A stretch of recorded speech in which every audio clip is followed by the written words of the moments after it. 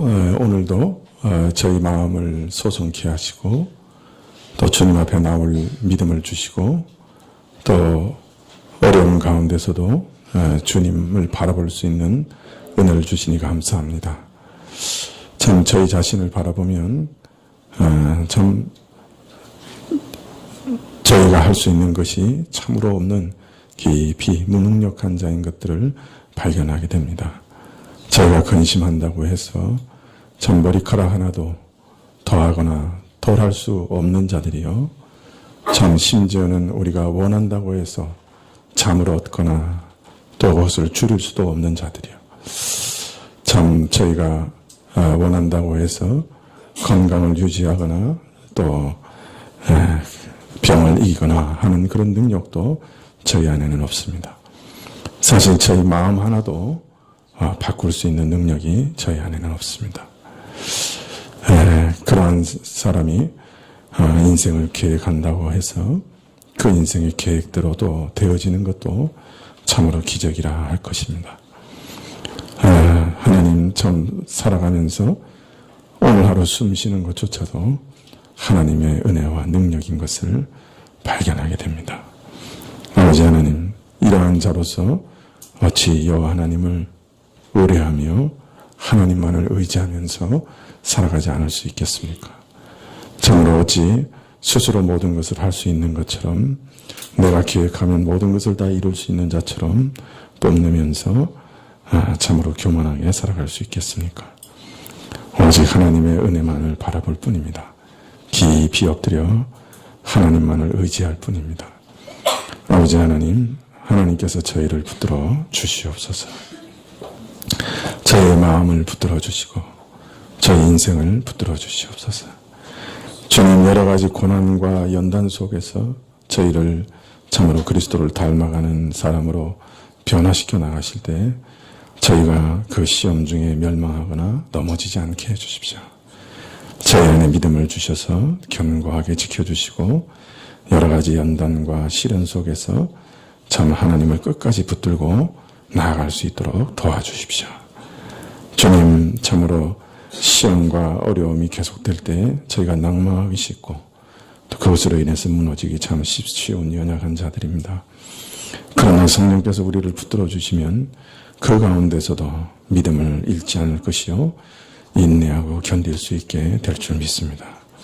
아버지 하나님, 그러한 인내의 열매가 그리스도를 닮는 찬란한 영광으로 마지막 날 드러나게 될 것인데 주님, 우리가 그러한 소망 가운데 이 땅의 모든 연단들을 잘 이길 수 있도록 도와주시옵소서. 주님, 참으로 머리카락 하나도 좌우할 수 없는 저희 영혼이 모든 것, 작은 것에서나 큰 것이나 하나님께 간구하며 구하게 해주시고 하나님의 인도하심을 구하게 해주시고 하나님의 은혜 주심과 능력을 구하는 믿음을 허락해 해주십시오. 저희가 작은 일이라도 업신여기지 아니하고 신중하게 늘 하나님께 구하며 하나님을 의지하며 나아갈 수 있도록 허락하여 주시옵소서. 아버지 하나님, 참 더운 여름에 우리 성도님들 건강을 지켜주시기를 원합니다. 특별히 우리 노년에 이런 권사님들과 또 집사님들 마음을 붙들어 주시고 또 건강을 붙들어 주시고 생기를 허락하여 주십시오. 아버지 하나님, 저희 자녀들을 참으로 붙들어 주십시오. 방학 생활을 잘 할 수 있도록 붙들어 주시고 또 여러 가지 수련회와 또 교제 가운데 또 말씀 가운데 참 그 마음이 성숙해지고 믿음이 자라나게 해주시기를 간절히 구합니다. 이 나라에 참 여러 가지 환난을 또 명쾌하시니 감사합니다. 하나님께서 이 나라를 견고하게 하시고 특별히 이 나라의 교회에 주님의 새로움을 허락하여 주시고 새로운 계시를 허락해 주시기를 간절히 기도드립니다. 오늘도 주님께서 주신 것 감사드리고 참으로 말씀을 허락해 주시기를 구하올 때 예수님의 이름으로 기도합니다. 아멘. 네, 말씀은 마태복음 10장 1절부터 4절까지 말씀입니다.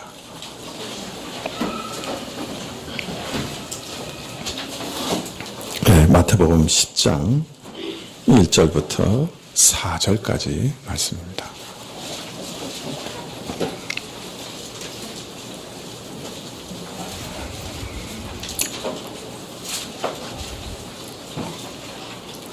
마태복음 10장 1절부터 4절까지 제가 봉독해 드리겠습니다.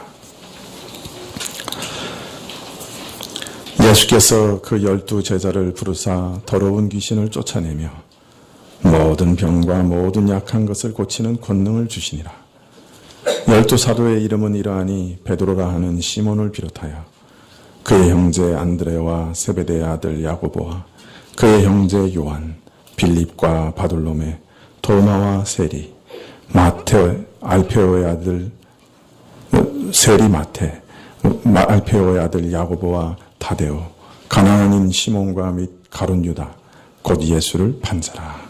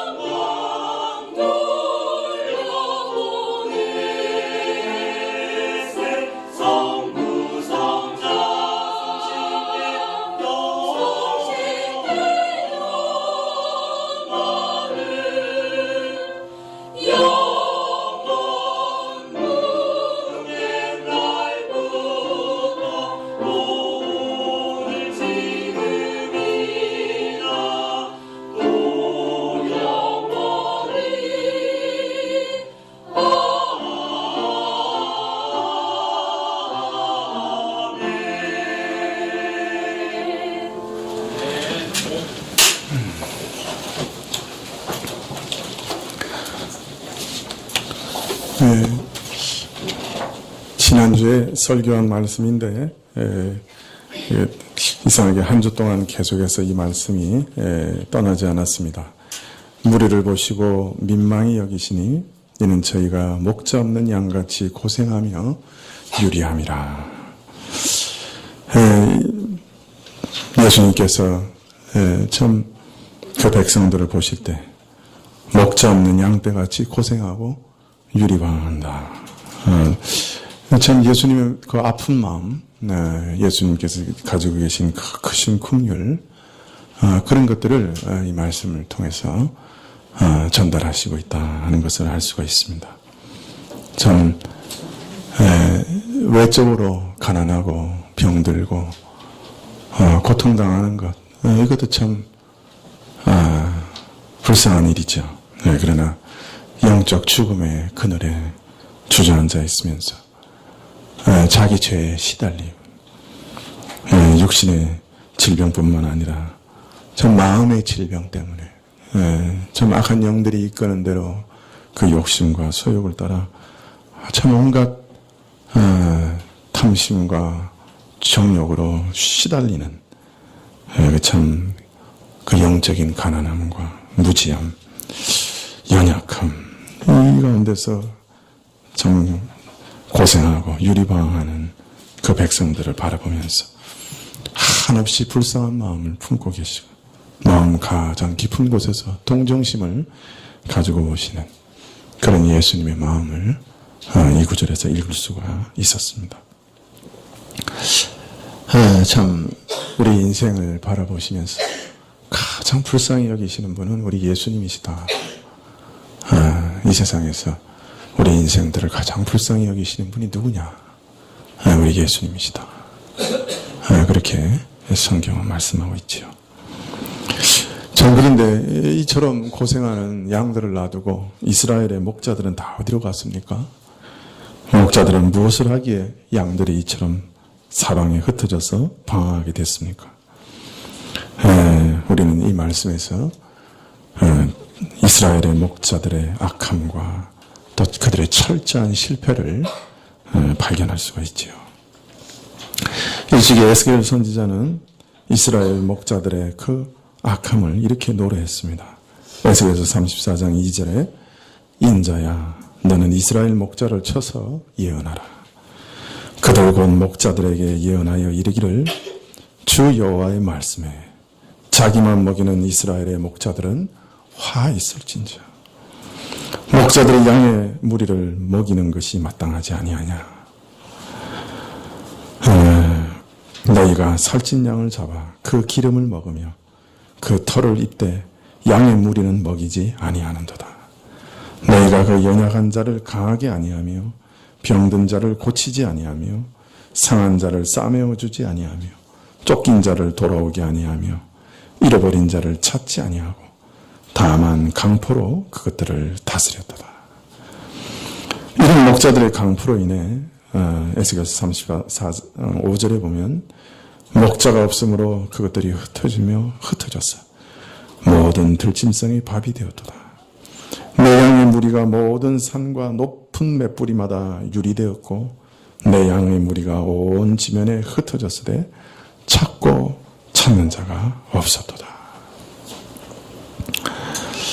그러나 하나님께서는 이처럼 이스라엘의 목자들이 실패한 바로 그 자리에 한 참 목자를 세우겠다 약속해 주셨지요. 에스겔서 34장 23절 이하에 보면 다윗과 같은 참 목자를 다윗의 후손 가운데서 일으키사 하나님의 양무리인 이스라엘을 다시 구원하시고 돌아보게 하시겠다. 그렇게 약속하고 있습니다. 앞으로 하나님께서 잃어버린 양무리를 다시 찾을 한 목자, 다윗의 후손으로 올 참 메시아를 보내실 것이다. 이렇게 약속해 주셨던 것이죠. 그래서 마태복음 9장 36절에 있는 말씀, 무리를 보시고 민망히 여기시니 이는 저희가 목자 없는 양과 같이 고생하며 유리함이라. 이 하신 말씀은 사실 수천 년간 이스라엘의 목자들이 실패한 바로 그 자리에 하나님의 참 목자이신 예수님께서 이제 서셨다. 하는 것을 말씀하시는 것이죠. 이제 에스겔의 예언대로 다윗의 자손 긍휼의 목자 메시아께서 오셔서 이제 자기 양들을 부르시고 다시 모으시고 구원하실 것을 예언한 그 예언대로 예수님이 이제 오셨다 하시는 것을 가르치고 있습니다. 마태복음 9장 27절에 보면 두 소경이 예수님을 다윗의 자손이여 다윗의 자손이여 나를 구원하소서 그렇게 외칩니다. 그리고 난 다음에 바로 9장 36절에 잃어버린 양을 찾으시는 목자로서 예수님을 소개하고 있습니다. 이 두 말씀을 연결해 보면 바로 예수님은 누구시냐? 에스겔서에서 예언한 참 목자, 다윗의 자손으로 오시는 참 목자시다 하는 결론을 얻게 되는 것이죠. 마태는 바로 이러한 기록을 통해서 참 예수님께서 에스겔에서 예언한 바로 그 목자시다 하는 것을 말하고 싶었던 겁니다. 그래서 먼저 다윗의 자손이요 라고 두 소경의 입을 통해서 그 예수님이 바로 그 메시아임을 외치게 하고 그 다음에 그 메시아가 가지신 그 마음, 흩어진 양들을 바라보시는 그 안타까운 마음을 소개하심으로 바로 이 예수님께서 그 구약 선지자들이 그렇게 애타게 기다렸던 그 에스겔 선지자가 그렇게 애타게 기다렸던 바로 그 목자, 이스라엘의 흩어진 양들을 구원하시고 다시 모으실 바로 그 구세주, 그 메시아이시다 하는 것을 외치고 있는 거죠. 마태가 이 말씀을 통해서 그렇게 외치고 있는 거죠. 참 성경을 조금만 깊이 읽어보면 이 신약과 구약이 얼마나 긴밀하게 연결되어 있는가 하는 것을 발견하게 됩니다. 구약의 예언대로 그 예수님께서 오신 거죠. 참 놀랍지 않습니까? 성경을 읽다 보면 참, 이 성경은 구약이나 신약이나 다 한 성령께서 쓰셨다 하는 것을 참 믿게 되어 있습니다. 참 성령 하나님의 지혜가 여기 있구나 하는 것을 보고 놀라게 되지요. 어떤 분은 하나님이 정말 살아 계신가요? 물어보는 사람도 있는데 사실 이 성경이 하나님 살아 계시다고 하는 가장 큰 증거입니다. 구약의 그 예언대로 미리 다 이 인류의 역사를 주관하시는 하나님께서 그 인류의 역사 가운데 이루실 구속의 역사를 구약에 다 예언하시고 그 예언한 그대로 또 예수님 안에서 다 이루셨잖아요. 그것은 바로 예수님이 이 우주 전체를, 역사 전체를 주관하시는 하나님이 보내신 참 메시아다 하는 것을 증거할 뿐 아니라 예수님을 보내신 그 하나님이 온 우주를 다스리시는 참 하나님이시다 하는 것을 역으로 또 증거하고 있는 것이에요. 성경만큼 하나님이 살아계시다 하는 것을 증거하는 책이 없는 것입니다. 예수님께서는 바로 이스라엘의 진정한 목자로 오셨기 때문에 마태복음 9장 37절에 제자들에게 이르시되 추수할 것은 많되 일꾼은 적으니 그러므로 추수하는 주인에게 청하여 추수할 일꾼들을 보내어 주소서 하라. 이렇게 명하셨습니다. 메시아가 이 땅에 오셔서 온 땅에 흩어진 이스라엘을 불러 모으시는 때가 무르익은지라. 아니 예수님이 오시는 것과 함께 이 구원의 때, 이 영적 추수기가 이미 시작된지라 예수님께서는 제자들에게 명하시되 추수의 주인이신 하나님께 추수할 일꾼을 보내어 주소서 구하게 하셨던 것이죠. 참 목자이신 예수님께서 새로운 시대를 여시고 이제는 예수님의 정신을 가진 목자들을 다시 세워서 그 백성들을 돌보실 때가 되었기 때문에 바로 그러한 예수님의 마음을 가진 새로운 목자들을 세우기 위해서 기도하라고 하셨습니다. 오늘 우리가 읽은 이 10장 말씀은 바로 예수님께서 바로 이 새 시대 새로운 일꾼들을 일으키신 장면을 우리에게 보여주고 있는 것이죠. 오늘 본문에 들어가기 전에 한 가지를 더 좀 생각해 보려고 합니다. 지난 시간에 이 새 시대의 새로운 목자로 부르심을 받은 신약교회 목회자들도 참 구약의 목자들처럼 여전히 실패했다고 말씀을 드렸습니다. 특히 작금의 한국 교회를 보면 너나 할 것 없이 저를 포함해서 참 예수님의 그 긍휼의 마음을 가지고 참 진리 가운데 양들을 돌아보고 싸매고 치료하는 좀 그런 목자들을 찾아보기 어렵다. 그렇게 말씀을 드렸습니다. 지금 한국교회 상황이 마치 예수님께서 저희가 목자 없는 양과 같이 고생함에 유리한다 탄식하신 것처럼 그 탄식하셨던 그 당시 이스라엘의 상황과 그렇게 크게 다르지 않다. 그렇게 말씀을 드렸죠. 참 이런 우리 목사들의 부족한 모습은 그 목사들의 책임을 부정한 것은 아니지만 역으로 신자들에게 한 가지 사실을 깊이 일깨우는 것이라고 말씀을 드렸습니다. 우리 신자들에게는 사람 목자, 그 목회자, 그 이상의 목자가 필요하다 하는 것입니다. 참 진실한 목자, 긍휼의 목자, 예수님이 필요합니다. 예수님만이 사람을 구원하고 진정 살리십니다. 예수님만이 우리 영혼을 참으로 돌보실 수 있는 목자이십니다. 예수님만이 우리 마음을 참으로 아십니다. 누가 사람의 마음을 알겠습니까? 누가 사람 마음 안에 있는 외로움과 그 고통을 참으로 자기 것처럼 체험할 수 있겠습니까? 예수님은 아십니다. 예수님은 우리가 아는 것보다 우리 자신을 더 잘 아십니다. 그러니 예수님만큼 참된 목자가 어디 있겠습니까? 예수님만이 사람을 구원하시고 살리십니다. 돌보십니다. 싸매시고 구원하실 수 있습니다.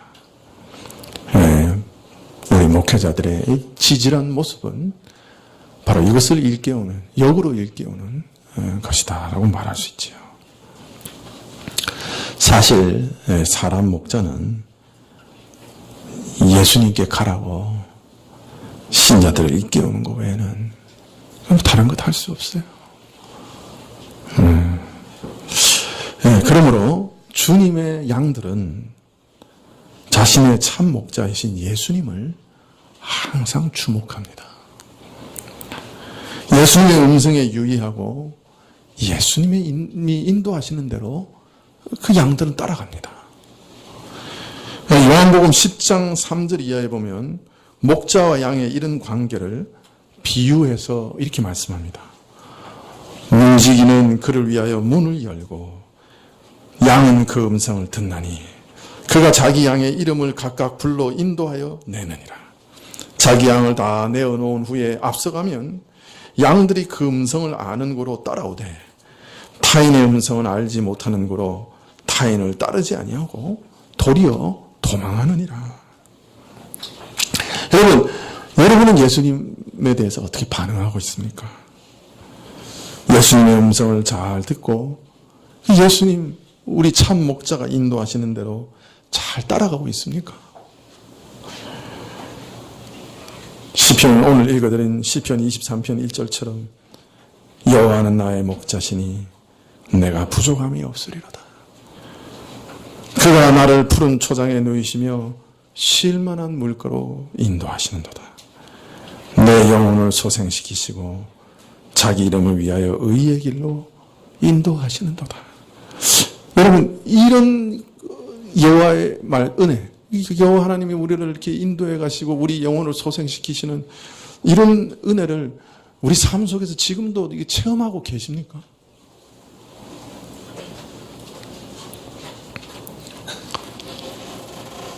이 참 목자에 대한 반응이 우리 참 중요하죠.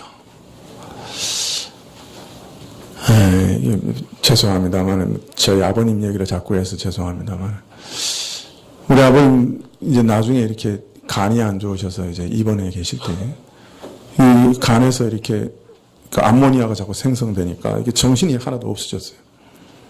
그 나중에는 그 자신이 어느 병원에 입원했는지도 모르시더라고요. 숫자도 잘 못 세셔요.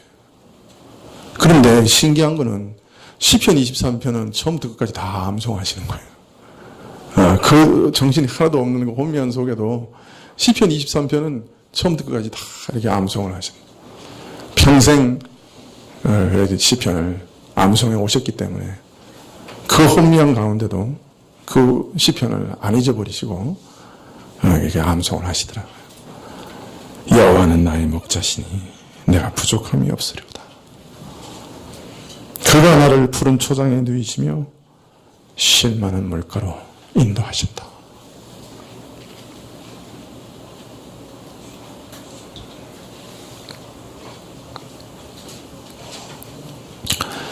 사실 우리 믿음에 있어서 가장 중요한 것은 이 방향성입니다.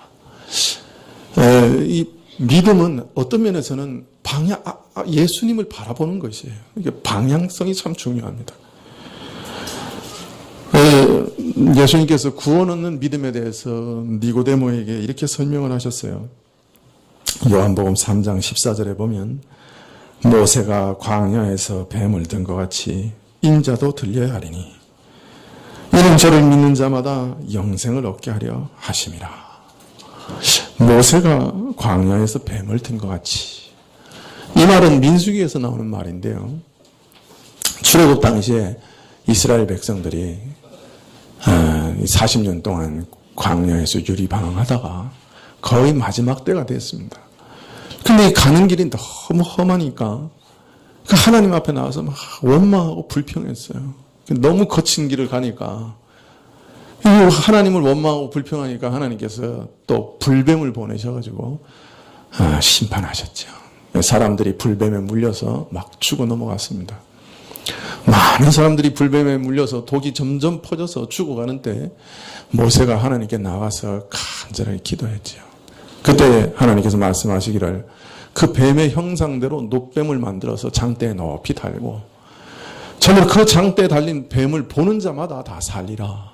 그래서 모세가 놋뱀을 만들어서 장대에 높이 달았어요.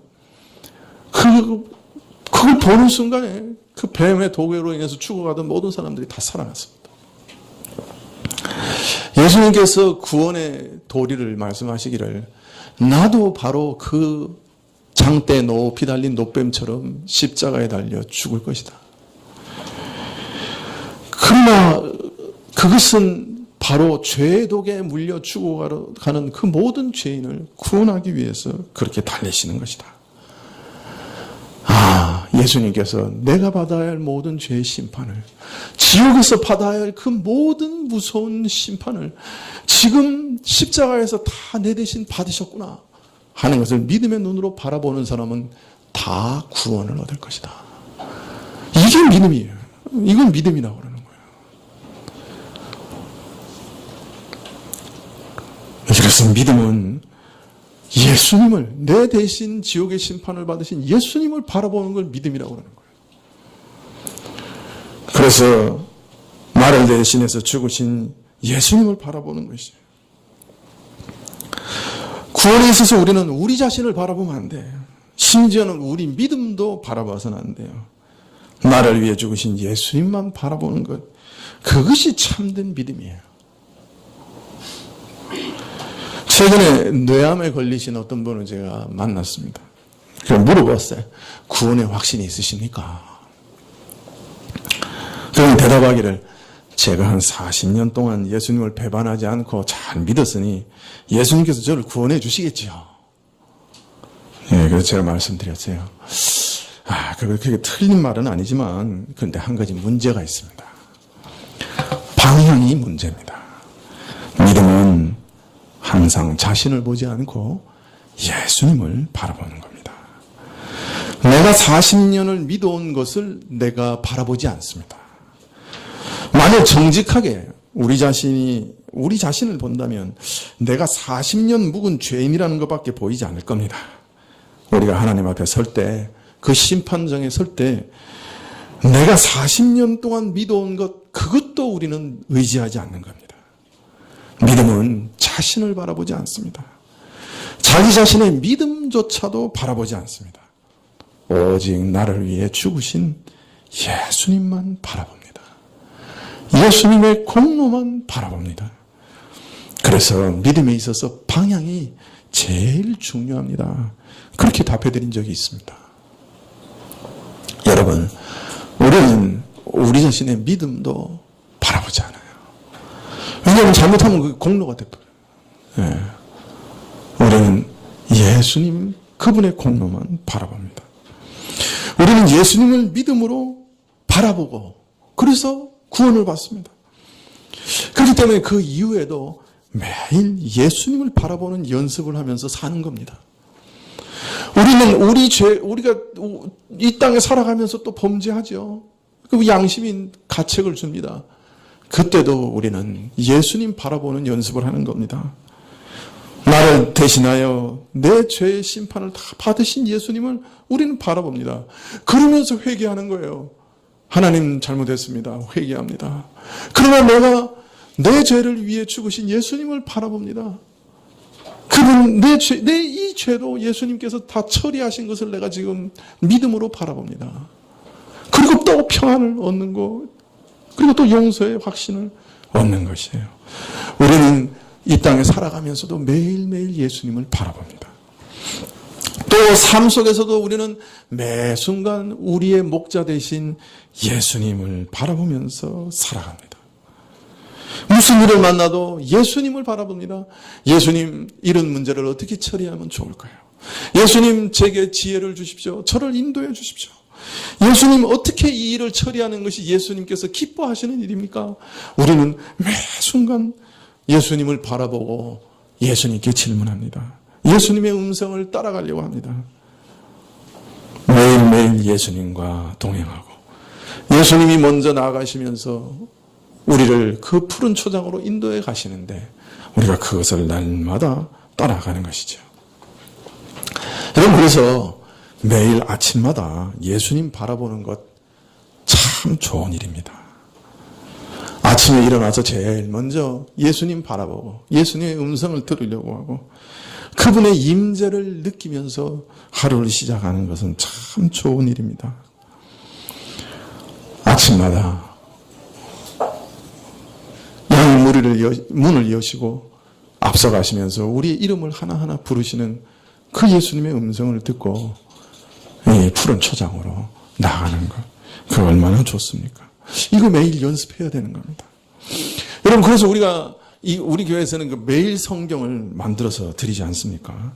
그 분량이 여기 많지 않아요. 성경 찬송 하나 하고 성경 그 구절 읽고 또 매일 성경 읽고 하는데 아무리 길어봐야 10분이면 다 할 수 있습니다. 그죠? 기도까지 좀 더 깊이 하면 15분이면 됩니다. 믿으십니까? 예, 여러분, 물론 하도 자주 실패해서 낭망하고 에이, 난 안 돼. 그리고 포기하신 분도 혹시 있을지 모르겠습니다만은 여러분, 다시 한번 시도해 보십시오. 온 식구들이 같이 가족 예배를 드리면 더욱 좋겠지요. 여러분, 지속적으로 좀 해보십시오. 하루를 예수님을 바라보고 의식하고 시작해 보십시오. 여러분, 분명히 여러분의 삶이 달라지는 것을 보게 될 거예요. 그게 다른 거예요. 엄청 다른 거예요. 네. 여러분, 김영승 목사님이 그거 작성하라고 뼈를 깎습니다. 3일씩 그냥 얼마나 책상에 앉아서 그 작성하는지 모르겠어요.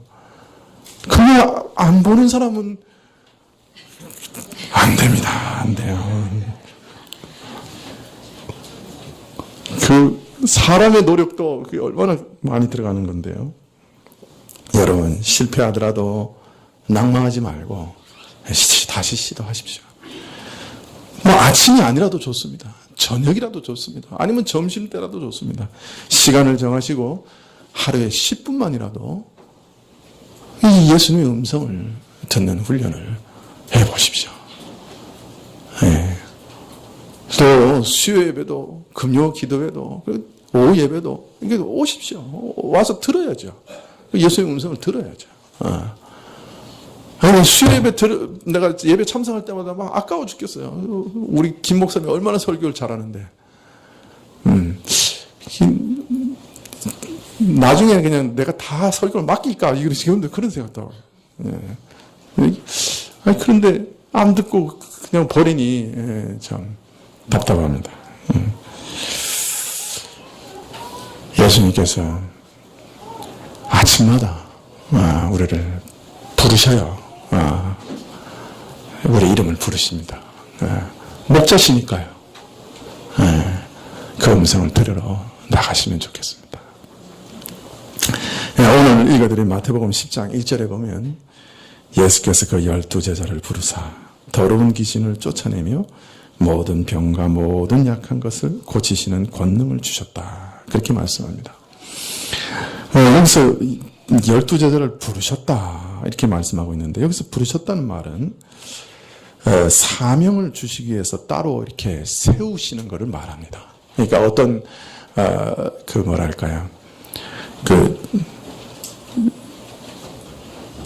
다른 말로 말하면 이 지금 장면은 이 12제자를 처음 불러서 사도로 세우는 장면이 아닌 거예요.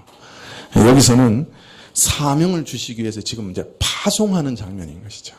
그래서 마가복음에 보면 이렇게 둘씩 이렇게 파송하는 장면이 나오는데요. 바로 그 장면입니다. 마가복음에 보면 3장 13절 이하에는 처음에 12제자를 부르사 사도로 임명하는 장면이 나오고, 6장 7절 이하에 보면 둘씩 짝을 지어서 파송하는 장면이 나옵니다. 이 마태복음에는 4장에 제자들을 4명을 이렇게 부르시는 장면이 나오는데 사도로 세우시는 장면은 나오지 않아요. 그러나 여기 보면 이미 세우신 12사도를 이제 파송하는 그런 장면이 나옵니다. 그리고 이제 5절부터는 이 파송하기 전에 파송받는 사역자들이 어떤 것을 주의해야 하느냐 하는 설교가 길게 쭉 나옵니다. 그래서 우리가 이제 다음 주부터 그 설교를 살펴보려고 하는 것이죠. 마태복음 3장 13절에 보면 또 산에 오르사 자기 원하는 자들을 부르시니 나온지라 이에 12를 세우셨으니 이는 자기와 함께 있게 하시고 또 보내사 전도도 하며, 이런 말씀이 있습니다. 예수님께서 산에 오르사 원하는 자들을 부르셔서 12명을 사도로 세우셨습니다. 누가복음에 보면 예수님께서 이날 밤새도록 기도하신 후에 이 12를 택하여 사도로 세우셨다. 그렇게 기록하고 있습니다. 그러니까 이 사도 세우시기 위해서 밤새도록 기도하셨어요. 갈릴리로부터 예수님을 따랐던 많은 무리가 있었지만 그 중에 12를 따로 세우셨습니다.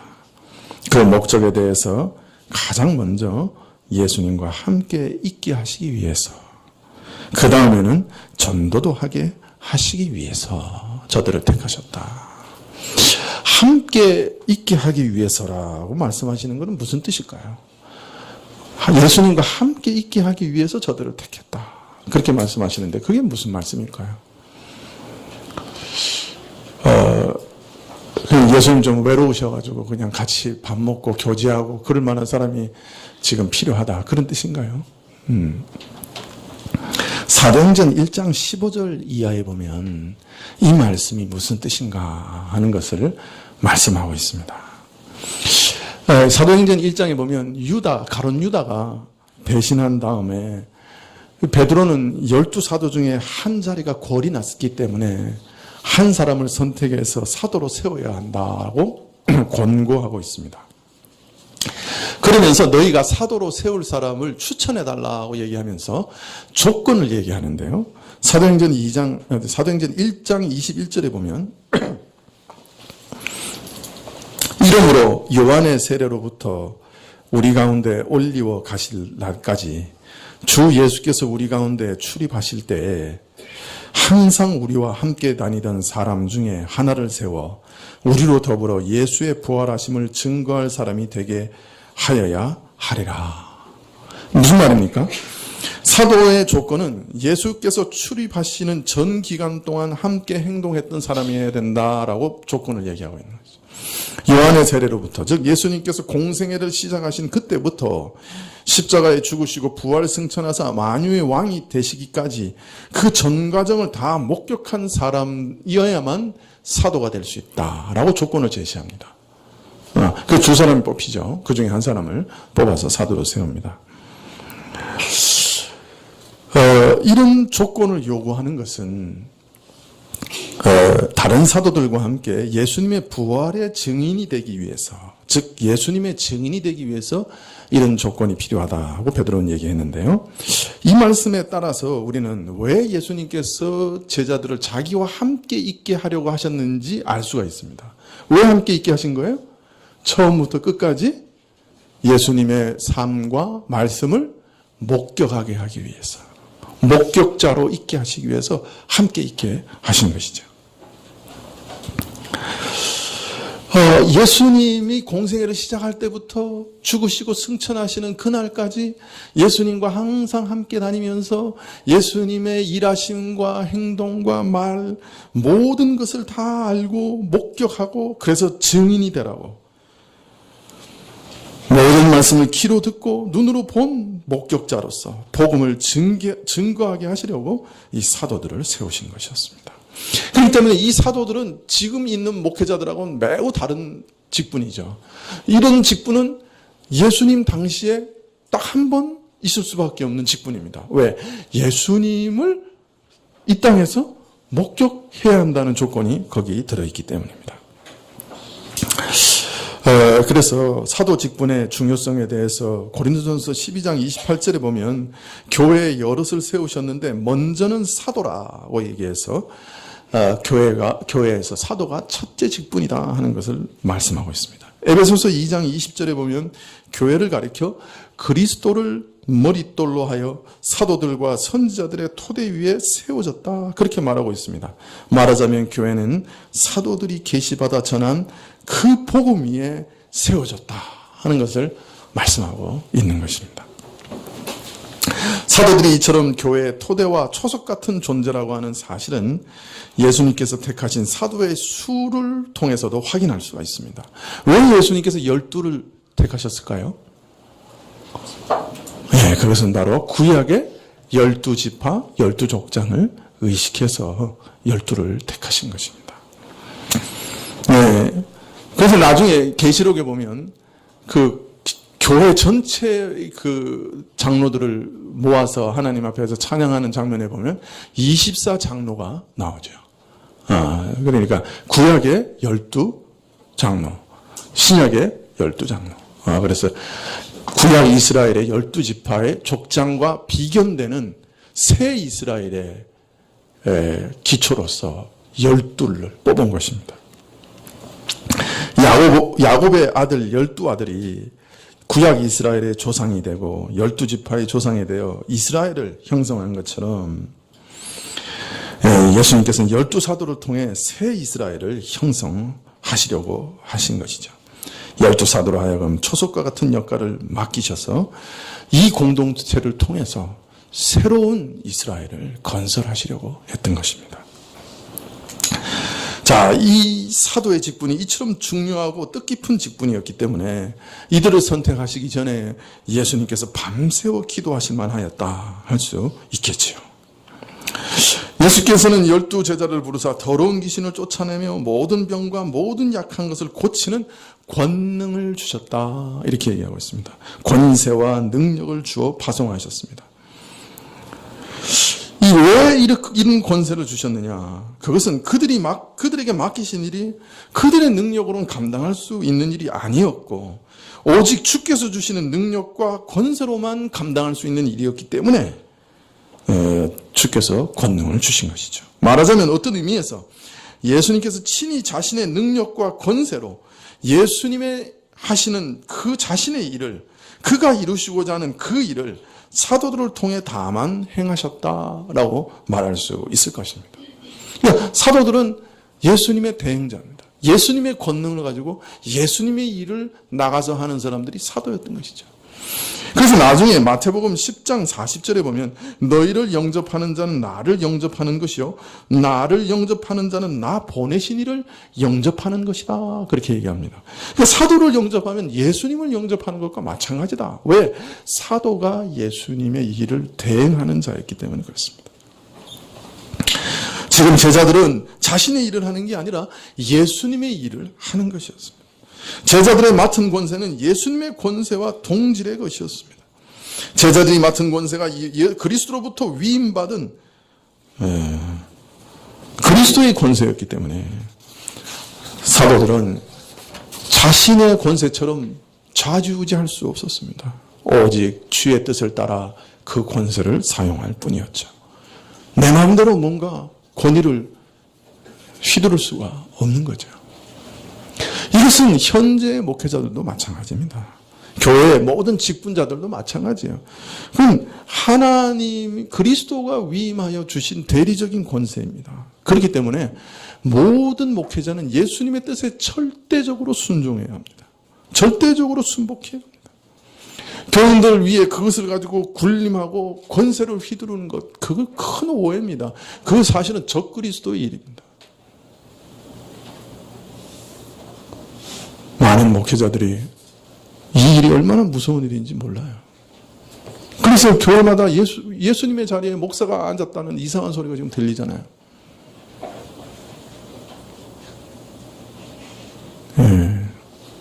목사에게 주신 권세가 그리스도로 대리 통치하는 권세이기 때문에 매우 무겁고 중요한 것은 사실이지만, 그러나 그 목회자는 그 권세를 사용할 때 그리스도의 뜻만을 순종하도록 그리스도께 자신을 먼저 순복시키고 순종해야 하는 거예요.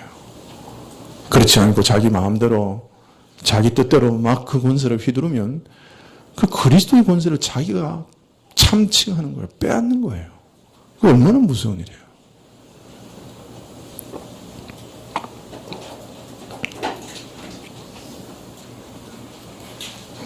교회에서 으뜸 되려고, 교회에서 막 자기 마음대로 막 휘두르고 자기 뜻대로 하려고 목사 되려고 하는 사람이 있으면 빨리 내려놔야 돼요. 그래서 자기 죽을 짓이에요.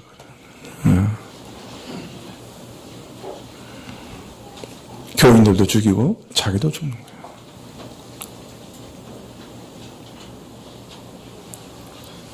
사실 그리스도가 목숨을 바쳐서 양들을 섬겼던 것처럼 목회자들은 그 일을 위해 부르심을 받은 거예요.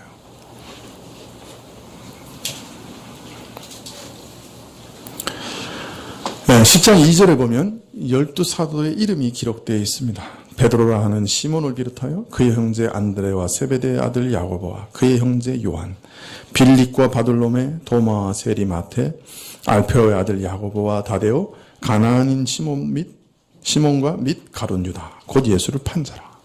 왜 둘씩 묶어놨는지 모르겠어요. 아마 둘씩 파송했기 때문에 묶어놓으셨는지 모르겠는데 하여튼 그렇게 둘씩 묶어놨습니다. 베드로의 원래 이름은 시몬이었습니다. 그런데 왜 베드로라고 하셨는가? 그것은 나중에 베드로가 놀라운 신앙 고백을 하죠. 그죠? 주는 그리스도요, 살아계신 하나님의 아들이십니다. 고백할 때 예수님 뭐라 그랬어요? 이 베드로, 이 반석 위에 내가 교회를 세우리라. 그래서 시몬 베드로예요. 그래서 아마 이 베드로라는 말은 그러한 베드로의 고백을 상기시키기 위해서 앞에 붙여놓은 것 같습니다. 베드로와 안드레 그리고 야고보와 요한은 서로 친형제였죠. 이 야고보와 요한은 이 성질이 급하기로 아주 유명한 사람들이었어요. 나중에 요한 1서나 이런 걸 보면 너무나 부드럽고 너무나 온유한데 그 말씀이. 근데 처음에 이 요한과 야고보는 불의 사자였어요. 그게 그 은혜가 충만한 불의 사자가 아니라 그 성질을 참지 못하는 불의 사자였어요. 그래서 예수님을 받아들이지 않는 동네를 보고 예수님 당장에 하늘에서 불이 내려오라고 명령할까요? 막 이런 소리하고 다니던 사람들이에요, 이 사람. 그래가지고 예수님도 하도 무슨 사고를 칠지 모르는 형제이기 때문에 별명을 보아느게 우레의 아들들이라. 어디서 큰 소리 날지 모르는 형제들이었어요. 이 사람들이 그런 사람들이었어요. 근데 나중에 변화돼가지고, 그죠? 참 온유하고 부드러운 사람도 된 거죠. 빌립 같은 사람은 매우 타산적이고 계산적인 사람이었던 것 같아요. 야, 이 5천 명이 넘는 사람들이 광야에서 이렇게 모여 있는데 예수님께서 야, 이 사람들을 어떻게 먹이면 좋을까 하고 빌립에게 물어봤어요. 시험하신 거죠, 빌립의 믿음을. 근데 빌립은 재빨리 계산해냈어요. 200데나리온만 있으면 되겠습니다. 상당히 계산적이었던 사람이었던 것 같아요. 이 도마라고 하는 사람은 항상 의심하는 사람이었어요. 낙담 잘하고. 예수님 부활했다 그래도 내가 예수님 그 상처 자국에다 손가락을 집어넣고 만져보기 전에는 안 믿는다고 버티다가 예수님께서 나타나셔서 직접 말씀하셨죠. 넣어봐라.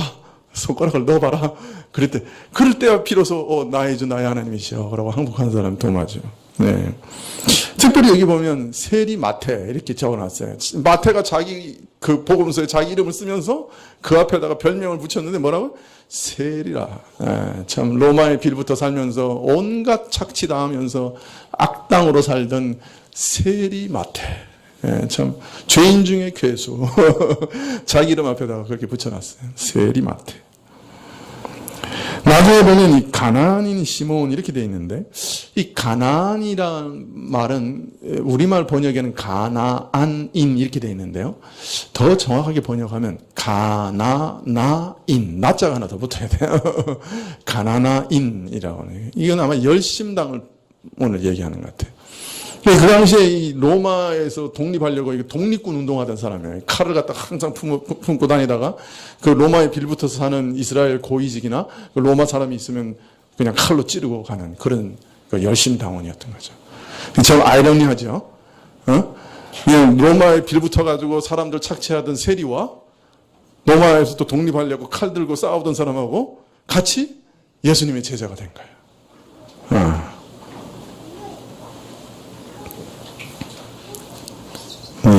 예수님께서 이들 모두를 부르시고 이들 모두를 아울러 새로운 공동체를 세우셨습니다.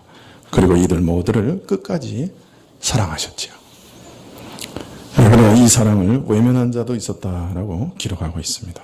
오랫동안 예수님과 침식을 같이 하며 예수님 말씀을 듣고 예수님을 따라다녔지만 마치 믿는 자처럼 보였지만 결국에는 예수님을 배반하고 말았던 한 인생에 대해서도 기록하고 있습니다. 왜 예수님께서 저가 믿음 없는지 아시면서도 사도로 선택했는지 잘 모르겠습니다. 그러나 한 가지 분명한 것은 그가 오고 오는 세대의 분명한 경고로서 우리에게 남아 있습니다. 겉으로는 예수님의 제자인 것처럼 믿는 자처럼 살았지만 마지막에는 끝내 예수님으로부터 멀어져 갔던 불행한 한 인생을 우리에게 보여주시면서 교회 안에는 이런 일도 있을 수 있다 하는 것을 경계하고 계시는 것을 우리는 보고 있는 것이지요. 기도하시겠습니다.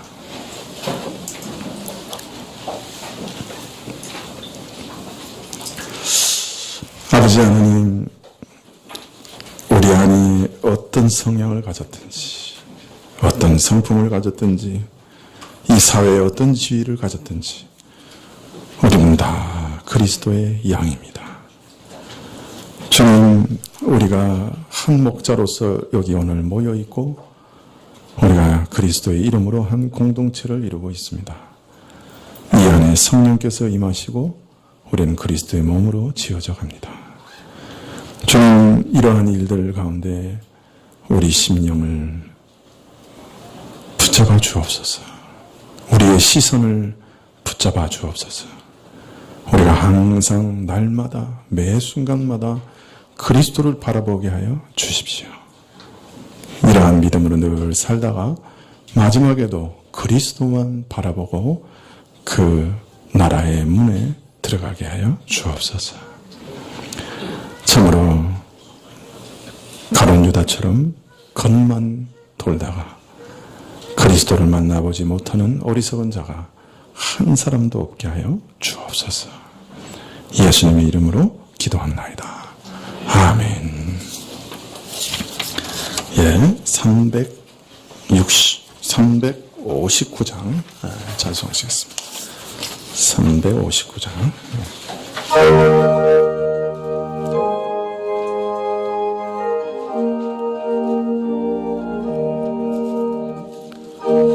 함께 계시니 시험이 오나 겁없네. 기쁨의 근원 되시는 예수를 위해 삽시다. 날마다 주를 섬기며 언제나 주를 기리고 그 사랑 안에 살면서 딴 길로 가지 맙시다. 이 세상 사는 동안에 주 이름 증거하면서 무한한 복락 주시는 예수를 위해 삽시다. 날마다 주를 섬기며 언제나 주를 기리고 그 사랑 안에 살면서 딴 길로 가지 맙시다.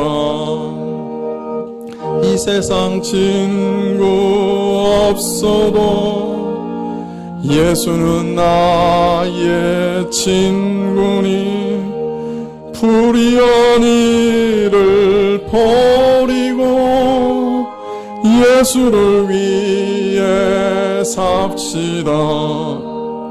날마다 주를 섬기며 언제나 주를 기리고 그 사랑 안에 살면서 딴 길로 가지 맙시다. 주께서 심판하실 때 잘했다 칭찬하리니 이러한 상급 받도록 예수를 위해 삽시다. 날마다 주를 섬기며 언제나 주를 기리고 그 사랑 안에 살면서 딴 길로 가지 맙시다. 예, 기도하시겠습니다. 지금은 우리 주 예수 그리스도의 은혜와 하나님 아버지의 그 크신 사랑과 이 은혜와 사랑을 깨닫게 하시고 누리게 하시는 성령님의 교통하시고 역사하심이 긍휼의 목자 우리 예수님을 늘 바라보며 예수님만 따라가기를 결심하고 머리 숙인 주의 백성들을 위해 지금부터 영원까지 함께 계실지어다. 아멘.